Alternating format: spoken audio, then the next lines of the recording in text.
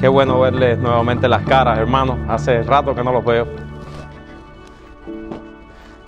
Vamos a orar y pedirle a Dios que nos auxilie y nos ayude ahora en esta hora a exponer con denuedo su palabra y que podamos tener un tiempo de edificación, un tiempo juntos, aprovechando este primer día de la semana.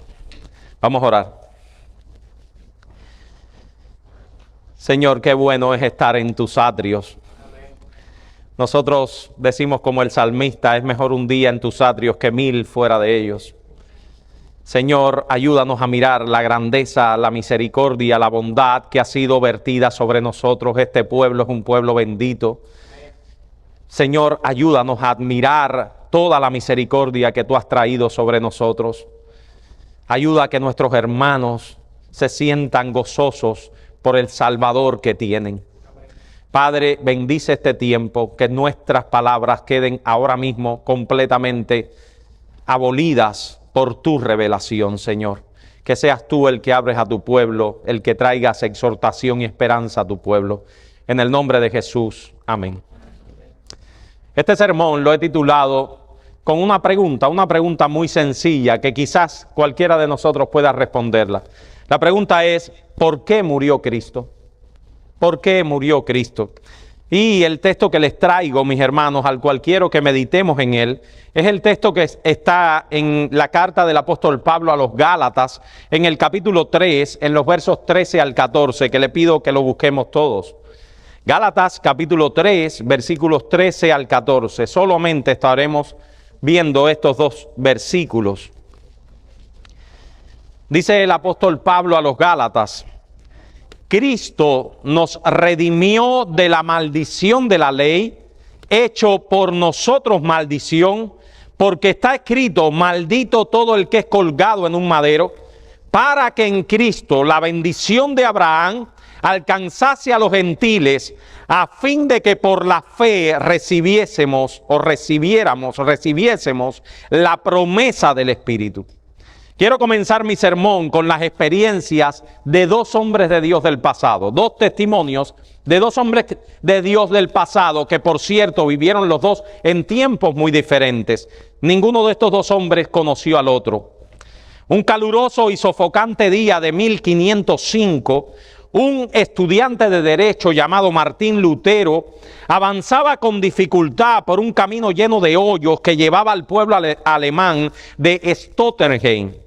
Súbitamente, nada que lo anunciara, el cielo se encapotó, se levantó una ráfaga de viento que se abría a paso entre los árboles y una lluvia torrencial descargó su furia sobre el solitario viajero. Los truenos sacudían la campiña y cerca de él cayó un rayo surgido de los negros nubarrones, dejando a Lutero tambaleándose. Aterrado por el pensamiento de que había de ser derribado por el Todopoderoso, Lutero invocó en voz alta a su patrona, Santa Ana. Santa Ana, ayúdame, me haré monje. Ni el enfurecido padre de Lutero, ni los convincentes argumentos de sus amigos consiguieron hacer que cambiara de opinión. Y 2 semanas después entró en un monasterio de la Orden de los Ermitaños de San Agustín para hacerse monje. Allí enseñaron a Lutero a temer a lo que se le decía a los demonios que lo rodeaban y a temer a Dios. Un temor que lo sofocaba. Al ahondarse su conciencia de pecado y de culpa, se dispuso celosamente a librarse del pecado y a salvar su alma mediante sus propias buenas obras. En su búsqueda de la aprobación de Dios, no rehuyó ningún sacrificio, ya fuese de dolor físico o de angustia mental. Más tarde, el mismo Lutero diría, era un buen monje. Si alguna vez un monje llegó al cielo por su monasticismo, habría sido yo. Si hubiera seguido más tiempo así de esa manera, me habría matado a vigilias, a latigazos, con la lectura y otras labores.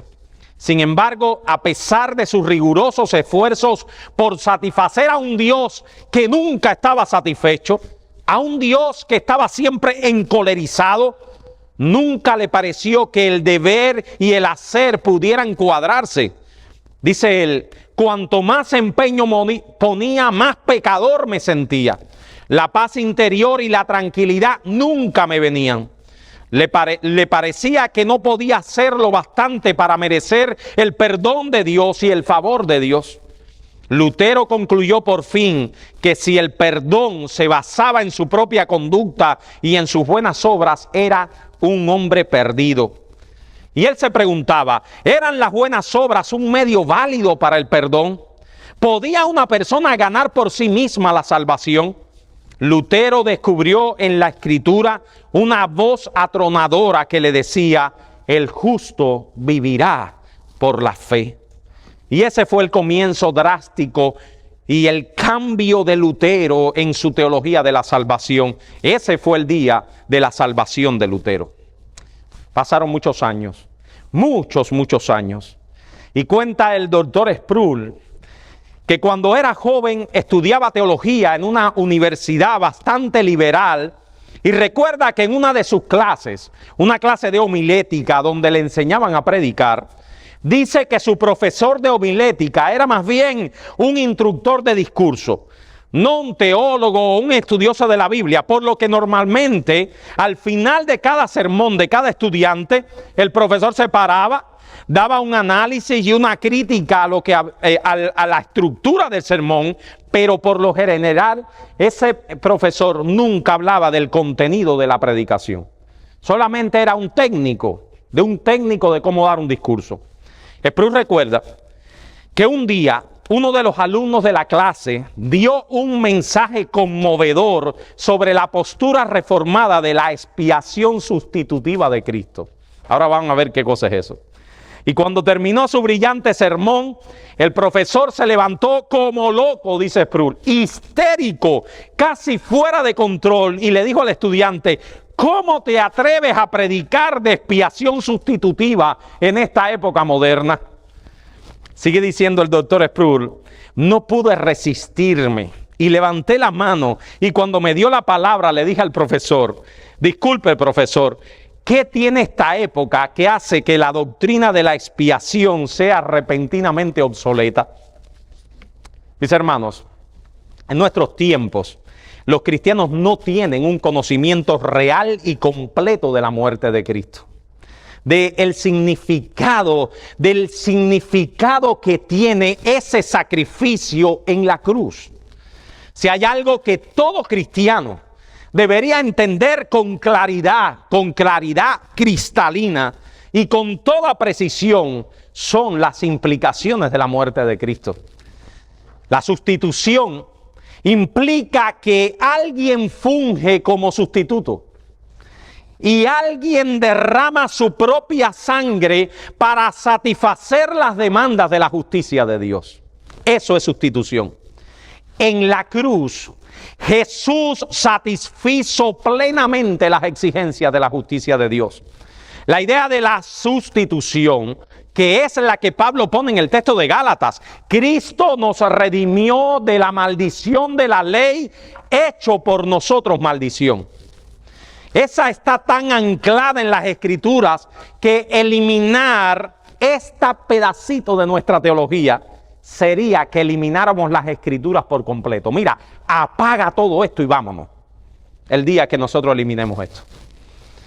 Un teólogo del pasado dijo que en su juicio la palabra más importante en todo el Nuevo Testamento es la palabra griega huper, que significa en nombre de, en favor de, por el bien de, indicando una redención que se realiza. Y voy a hablar de algunas palabras raras, pero son palabras hermosas y las voy a decir porque son hermosas. Y es una redención que se realiza de forma vicaria. O sea, que se logra por nosotros, por un sustituto que obra a nuestro favor.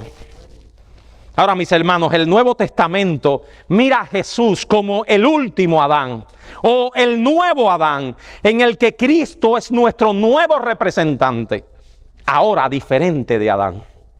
Miren lo que dice 1 Corintios 15, 20 al 22 y el verso 45, lo pudiéramos leer completo, pero es muy largo el texto.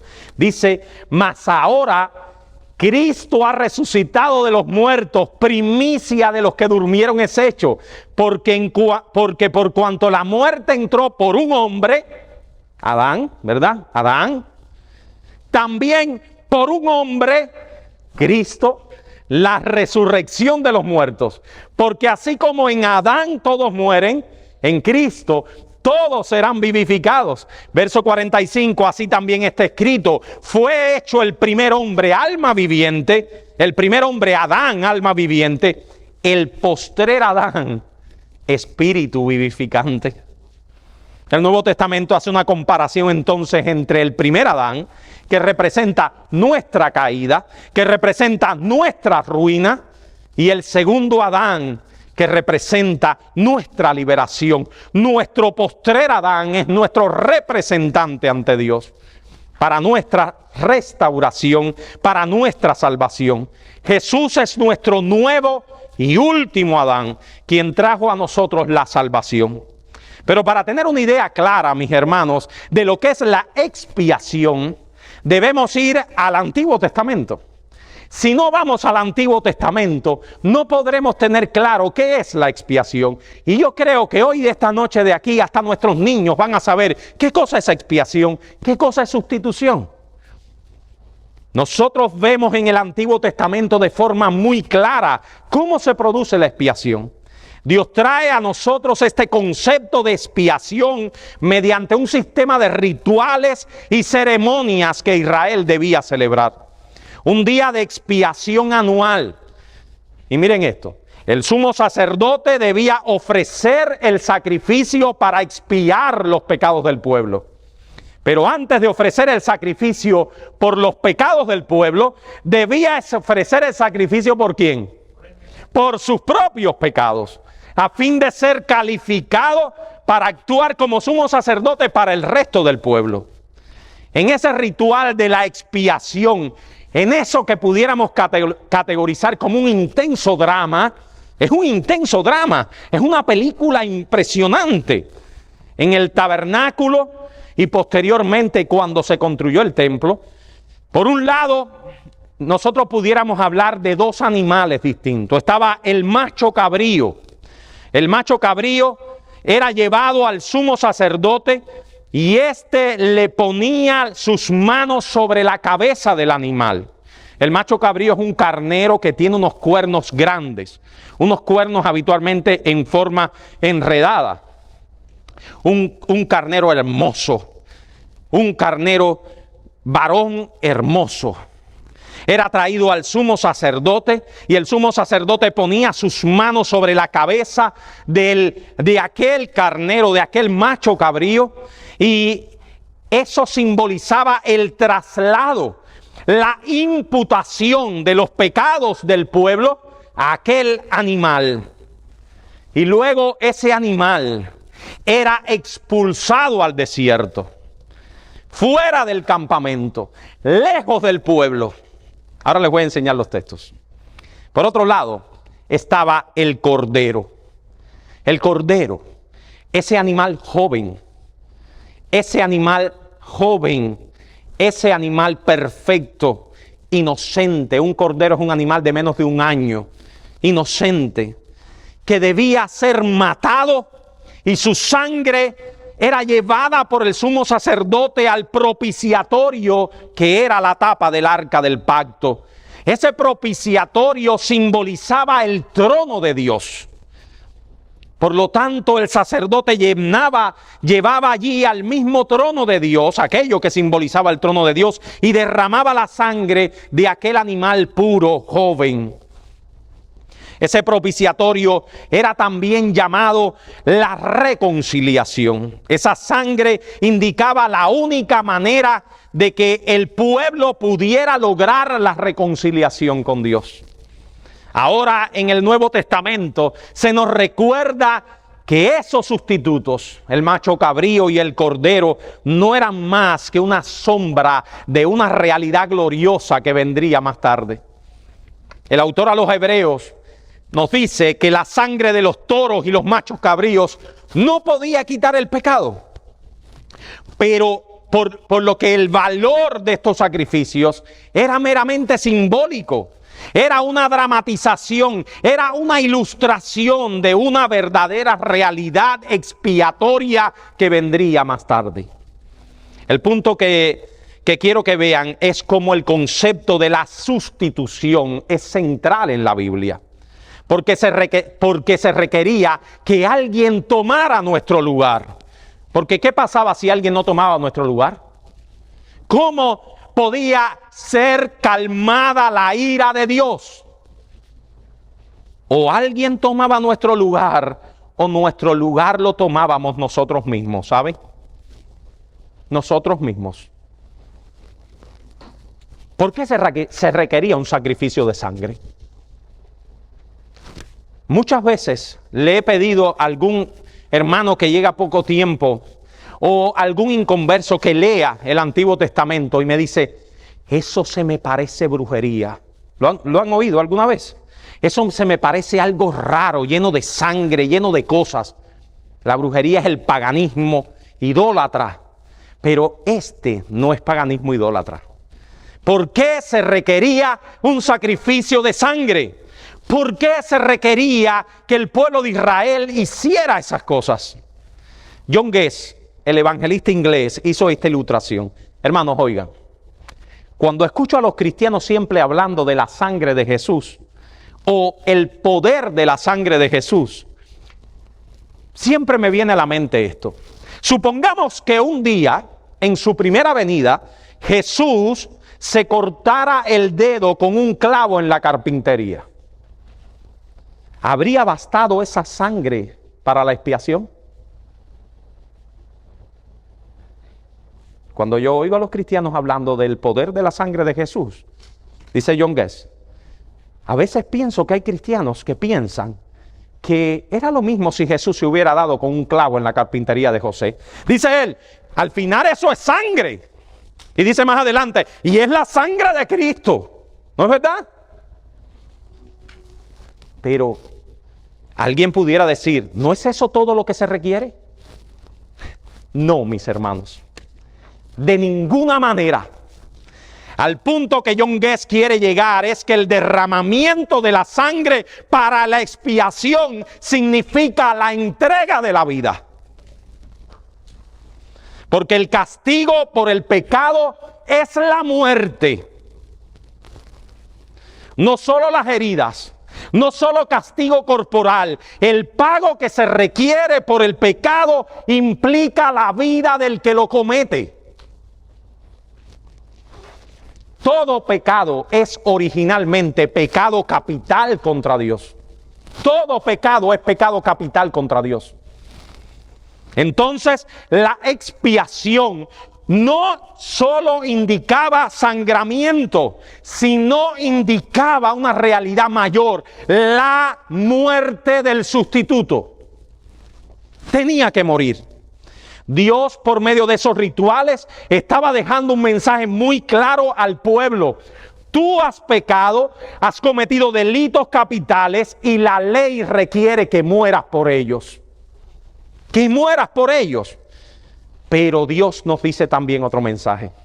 Aceptaré en lugar de tu muerte la muerte de un sustituto simbolizado por esos animales. ¿Cuáles son los aspectos que están incluidos en este acto sustitutivo? No sé si lo notaron, pero en esta acción sustitutiva hay dos aspectos que están involucrados y que fueron representados por medio de los animales. Le narré eso del Antiguo Testamento para que veamos esos aspectos de la sustitución. Son aspectos distintos en la sustitución. En primer lugar está la expiación y en segundo lugar está la propiciación. Si nos fijamos bien en estas palabras, suenan muy similares, excepto por los prefijos, la primera parte de la palabra. Expiación empieza con el término ex, que significa fuera de, remoción de la culpa de una persona, o sea, la culpa es removida fuera de mí. y llevada fuera de mí, lejos de mí. Esta es la dimensión horizontal de la expiación. Dios quita mi culpa y la quita de mí y la aleja de mí. Y obviamente eso era representado por aquel macho cabrío. Miren lo que dice Levíticos 16:21, para que entiendan qué es la expiación. Dice Levíticos 16:21, no tienen que buscarlo, yo lo tengo acá. Y pondrán sus 2 manos sobre la cabeza del macho cabrío vivo, y confesará sobre él todas las iniquidades de los hijos de Israel, todas sus rebeliones, todos sus pecados, poniéndolos así sobre la cabeza del macho cabrío, y lo enviará al desierto por mano de un hombre destinado para esto, para que muera en el desierto. Eso es lo que indica mediante la palabra expiación, que Dios echa fuera nuestros pecados, los aleja de nosotros. Por eso el Salmo 103:12 dice: cuanto está lejos el oriente del occidente, hizo alejar de nosotros nuestras rebeliones. Así que un aspecto de la expiación es la eliminación de nuestros pecados, removidos y puestos sobre ese sustituto. Ese macho cabrío, mis hermanos, es Cristo, quien como el Cordero de Dios toma sobre sí mismo la transferencia de nuestra culpa y de nuestros pecados contra Dios. Eso lo dice Isaías 53. Ciertamente Él llevó nuestras enfermedades y cargó con nuestros pecados. Eso es expiación. Es un aspecto importante de la expiación, el que Cristo fuera crucificado en el Gólgota, en Jerusalén, fuera de la ciudad de Jerusalén. En Hebreos 13, 11 al 13, el autor de Hebreos le da importancia a eso, al hecho de que Cristo fue crucificado fuera, lejos de la ciudad. Porque los cuerpos de aquellos animales cuya sangre a causa del pecado es introducida en el santuario por el sumo sacerdote son quemados fuera del campamento. Por lo cual también Jesús, para santificar a su pueblo mediante su propia sangre, padeció fuera de la puerta. Salgamos pues a Él fuera del campamento llevando su vituperio. Ahora, la propiciación tiene otra dimensión. Tiene una dimensión vertical. Propiciar significa propiciada, significa satisfecha. En el acto de la propiciación, la justicia de Dios es satisfecha. O sea, que la condenación que debemos cargar por nuestros pecados está satisfecha o pagada a Dios. Su ira está aplacada. Y esto nos lleva de vuelta al Antiguo Testamento. El cordero debía morir. La sangre del cordero muerto debía rociar el propiciatorio, o sea, el trono mismo de la justicia de Dios. Ahora, ¿qué pasa si no tenemos un sustituto en nuestro lugar? ¿Qué pasa si no tenemos un sustituto? ¿Qué pasa si nos enfrentamos con la justicia de Dios sin un sustituto? No tenemos propiciación. No podemos satisfacer las demandas de la justicia de Dios. ¿Y saben qué, mis amigos? Nuestros hijos que todavía están en la luna de Valencia sin venir a Cristo. ¿Qué pasa si tú mueres sin Cristo? Que tendrás que pagar tú mismo por tus pecados. Y la justicia de Dios vendrá sobre ti, porque nuestros pecados requieren nuestra muerte o la muerte de un sustituto en nuestro lugar. Nosotros no podemos pagar nuestra culpa. Tenemos necesidad absoluta de un sustituto si no queremos cargar con la ira de Dios por el pecado. Cuando el doctor Sproul en uno de sus libros, cuenta el doctor Sproul en uno de sus libros. Y miren esta historia, mis hermanos, mírenla, óiganla. A menudo participo en debates intelectuales con ateos o escépticos. Trato de hacer lo mejor que puedo con la avalancha de preguntas que plantean sobre las afirmaciones de la verdad del cristianismo. Pero me he encontrado en muchas ocasiones que las preguntas se vuelven casi infinitas. Una pregunta detrás de otra, no se sacian con mis respuestas. Respondes una pregunta y cuando crees que ya lo hiciste, viene otra y otra, que a veces me pregunto si es un ejercicio de futilidad, significa perder el tiempo. Finalmente, llego muchas veces al punto de exasperarme. Así que me gusta hacerles a ellos una última pregunta. ¿Qué haces con tu culpa? ¿Qué haces con tu culpa? No les pregunto si se sienten culpables o si piensan que son pecadores. Por lo general, cuando yo les pregunto, ¿qué haces con tu culpa?, comienzan a balbucear porque saben que no tienen respuesta para su culpabilidad. Solo la respuesta es negarla o ignorarla. Es trágico escuchar decir a alguien que no tiene culpa. ¿Saben eso? Es trágico escuchar a alguien decir que no tiene culpa, porque eso equivale a decir que es perfecto. Y eso es como el paciente que autoniega su enfermedad para sentirse más aliviado por un tiempo. Niega la existencia, pero no se libra del problema, ¿saben? Así que ahí tenemos la dimensión bíblica de la sustitución. Otro toma nuestro lugar, otro toma nuestra culpa, otro toma nuestros pecados, los aleja de nosotros, otro toma nuestra culpa y nos sustituye en su castigo, satisface la ira de Dios, y ese otro es Cristo. En la ley moral de Dios, los 10 mandamientos, hay una promesa doble, ¿saben? Una promesa doble. Una promesa de bendición para el que obedece la ley y una promesa de maldición para el que la desobedece, ¿verdad? En Deuteronomio 28 dice así: acontecerá que si oyeres atentamente la voz de Jehová tu Dios para guardar y poner por obra todos los mandamientos que yo te he prescrito hoy, o sea, inmediatamente de citar los 10 mandamientos, dice Dios, si tú te propones en guardar y poner por obra todos los mandamientos que yo te he prescrito hoy, piensa conmigo, mi hermano, mi amigo, piensa conmigo si tú has puesto por obra todos los mandamientos que Jehová te ha prescrito.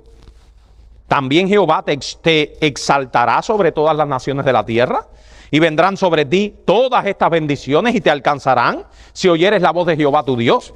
Bendito serás tú en la ciudad, bendito tú en el campo, bendito el fruto de tu vientre, el fruto de la tierra, el fruto de tus bestias, las crías de tus vacas, bendito los rebaños de tus ovejas, benditas serán tu canasta y tu arteza de amasar, bendito serás en tu entrar, bendito serás en tu salir. Muy hermoso, ¿verdad? Pero tienes que cumplirla toda. Tienes que cumplirla toda. Verso 15. Pero acontecerá que si no oyeres la voz de Jehová tu Dios para cumplir todos sus mandamientos y sus estatutos que yo te intimo hoy, que vendrán sobre ti todas estas maldiciones y te alcanzarán. Maldito serás tú en la ciudad, maldito en el campo, maldita tu canasta, maldita tu arteza de amasar, maldito el fruto de tu vientre, el fruto de tu tierra, la cría de tus vacas, los rebaños de tus ovejas, maldito serás en tu entrar y maldito en tu salir. Y Jehová enviará contra ti maldición, quebranto, asombro, en cuanto pusiste mano e hiciste, hasta que seas destruido y perezcas pronto a causa de la maldad de tus obras, por los cuales me habrás dejado.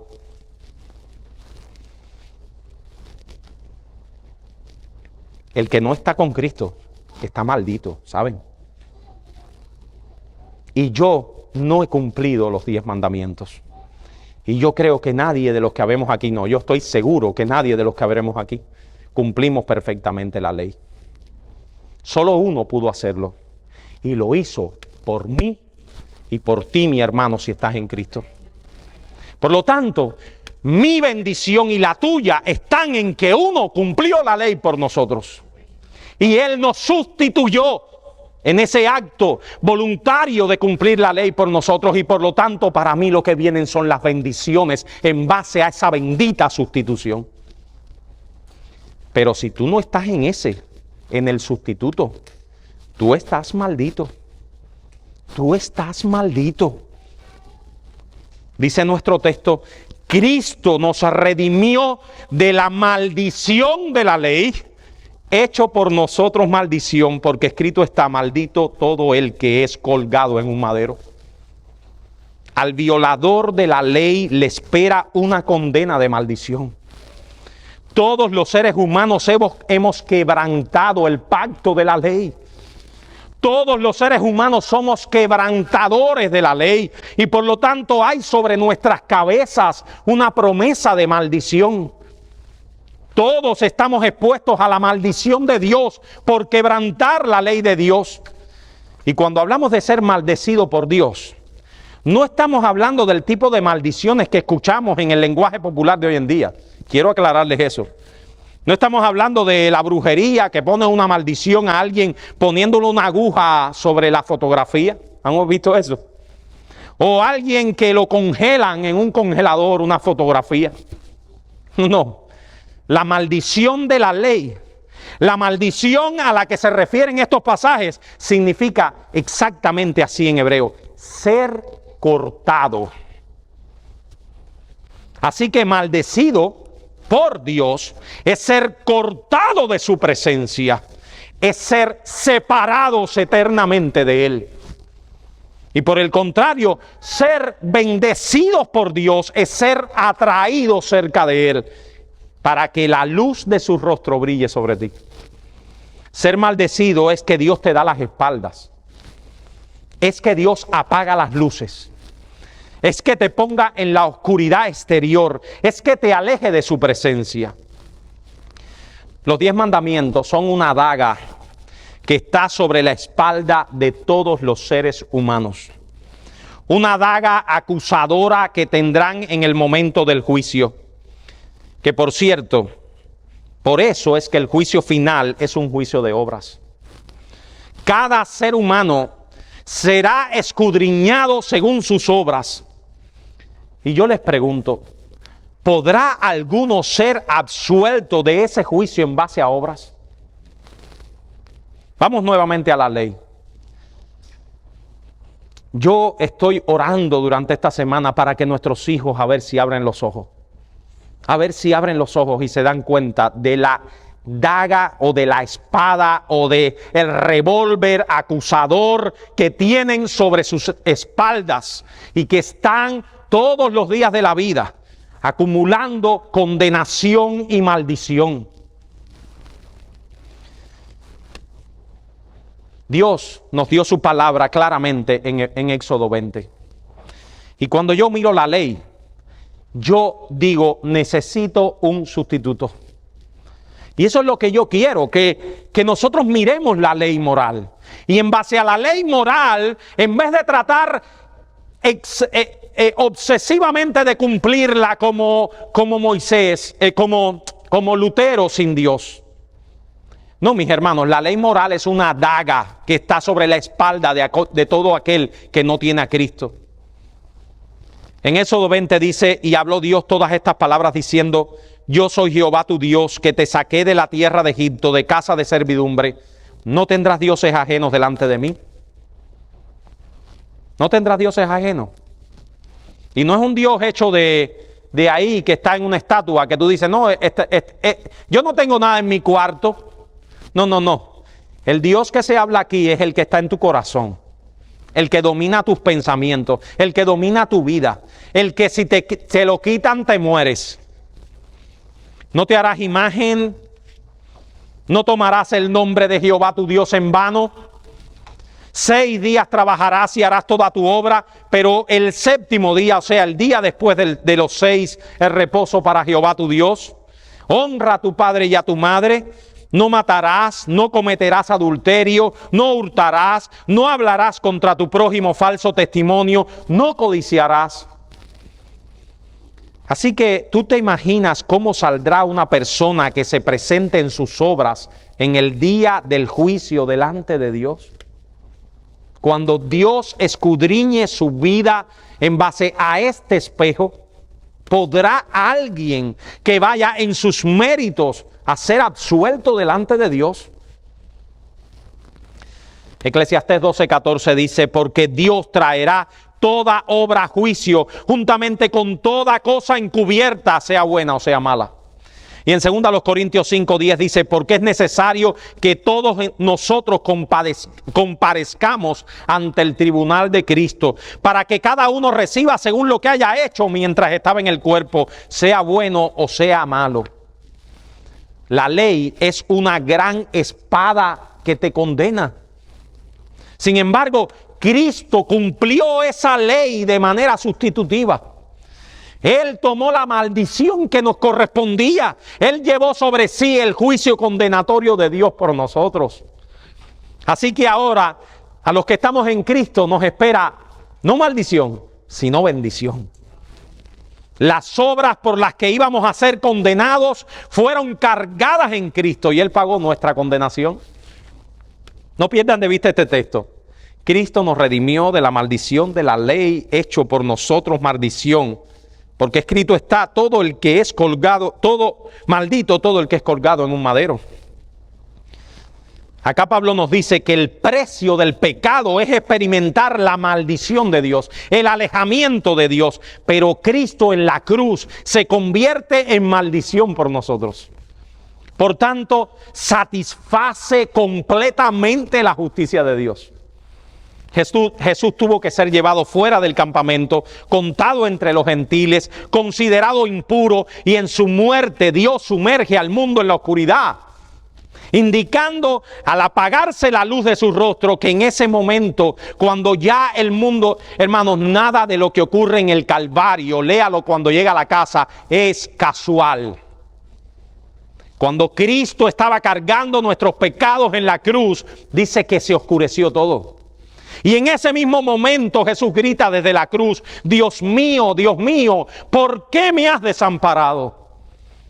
Jesús fue abandonado por el Padre. Y digo más, tuvo que ser abandonado por el Padre. Porque la pena por el pecado es el abandono de Dios. Y tú te imaginas a alguien que vaya en sus pecados delante de Dios, ¿qué le pasará? La pregunta es una sola. O te abandona Dios o abandona por ti a su sustituto. Pero nunca podrá Dios pasar tus pecados por alto. Nunca. Nunca podrá hacerse el de la vista gorda ante tus pecados. Si tú mueres sin Cristo, recibirás el abandono de Dios. Tus pecados tendrán siempre la maldición de Dios, ya sea sobre su propio Hijo o sobre ti. Quiero que en esta bendita noche, que los que hayamos acá, estemos convencidos de esta verdad. Convencidos de que si no estamos en Cristo, Dios nos abandonará para siempre. Y convencidos también de la gran necesidad que tenemos de un sustituto, de Cristo Jesús. Termino este sermón con estas dos aplicaciones. Primero, para los que están en Cristo. Porque esto tiene gran aplicación para ustedes, mis hermanos. Para los que estamos en Cristo. Qué gran bendición tenemos, hermanos. Amén. Yo quiero que ustedes se llenen de alegría en sus vidas. Ustedes son gente que han sido bendecidas porque han conocido al mejor, a Cristo Jesús muriendo por ustedes. Amén. No hay condenación para los que están en Cristo Jesús. No hay. Hemos sido bendecidos, hemos sido acercados a Dios en el sacrificio sustitutivo de su Hijo. Mi hermano, mi hermana, somos gente muy bendecidas. Y esto tenemos que repetírnoslo a cada rato. Porque en este mundo lleno de dolores, lleno de tristezas, esta realidad se nos empaña muchas veces. Se nos empaña. Y el diablo nos trae los problemas de esta vida como para hacernos sentir como los que no tienen esperanza. Para que se empañe nuestra vista y no nos deje ver que somos herederos y que tenemos un gran sustituto que nos libró para siempre de la muerte.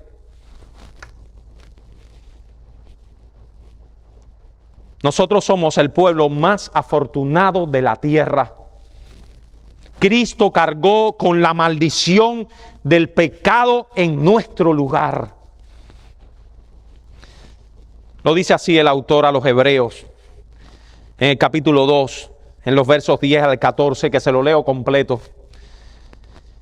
Porque convenía aquel por cuya causa son todas las cosas y por quien todas las cosas subsisten, que habiendo de llevar muchos hijos a la gloria, perfeccionase por aflicciones al autor de la salvación de ellos. Porque el que santifica y los que son santificados de uno son todos, por lo cual, ¿saben qué? No se avergüenza de llamarnos hermanos, diciendo, anunciaré a mis hermanos tu nombre, en medio de la congregación te alabaré, y otra vez, yo confiaré en él, y de nuevo, he aquí yo y los hijos que Dios me dio. Así que, por cuanto los hijos participaron de carne y sangre, él también participó de lo mismo, para destruir por medio de la muerte al que tenía el imperio de la muerte, esto es al diablo, y librar a todos los que por el temor a la muerte estaban durante toda la vida sujetos a servidumbre. Mi hermano, no te entristezcas como los que no tienen esperanza. No caigas en ansiedad y en depresión. Dios te haga ver la gran bendición que ha sido vertida sobre ti en Cristo. Dios molió a su Hijo por ti. Cristo te sustituyó en la cruz para que ahora tú seas alejado de la condenación de tus pecados y seas declarado justo delante de Dios. ¿Qué bendición puede ser mayor que esa? Yo me pregunto. ¿Qué bendición puede ser mayor que esa? A las personas que aún no tienen a Cristo, mi amigo, hijos nuestros que no han venido a Cristo, todos aquellos que en este lugar, aunque aparentemente algunos los podamos reconocer como cristianos, pero todos aquellos que en este lugar ahora, cuando lleguen a su casa, puedan decir con una conciencia tranquila, no soy de Cristo. Tú cargas sobre ti la maldición de la ley moral de Dios te condena. Nadie puede recibir el favor de Dios en sus méritos. Tú has transgredido la ley moral de Dios. Si llegas a la presencia de Dios ahora mismo sin Cristo, tendrás que ser tú mismo el que cargue con la ira de Dios. Te pasará a ti mismo lo que al cordero de la expiación. Tendrás que cargar tú con la maldición de tus pecados y sin lugar a dudas serás condenado. Cristo murió para cargar con la culpa de los que se acercan a Él en arrepentimiento y fe. Y yo no lo puedo decir más alto, ven a Cristo. Hoy puede ser el día de tu salvación. Repito la pregunta que el doctor Sproul hacía a su audiencia. ¿Qué haces con tu culpa? ¿Qué haces con ella? Puedes responder, es lícito, no tengo culpa. Es lícito, no, es posible. No tengo culpa, no me siento culpable. Y yo te repetiré de nuevo, ¿qué haces con tu culpa? Esto no es cuestión de que lo sientas o no. El enfermo de cáncer en los primeros estadios no tiene síntomas, ¿saben? O son síntomas muy ligeros, pero aún tiene cáncer. Tiene una bomba de tiempo en su cuerpo. Tú tienes una culpa que cargar aunque no la sientas. Tú necesitas hacer algo para librarte de tu culpa. Pero la grandeza del Evangelio es que Dios dio a su Hijo para cargar con la culpa de gente como tú. Dios dio a su Hijo para cargar con la culpa de todos los que vienen a Él en arrepentimiento y fe. Ven a Cristo, ven a Cristo. Vamos a orar, hermano.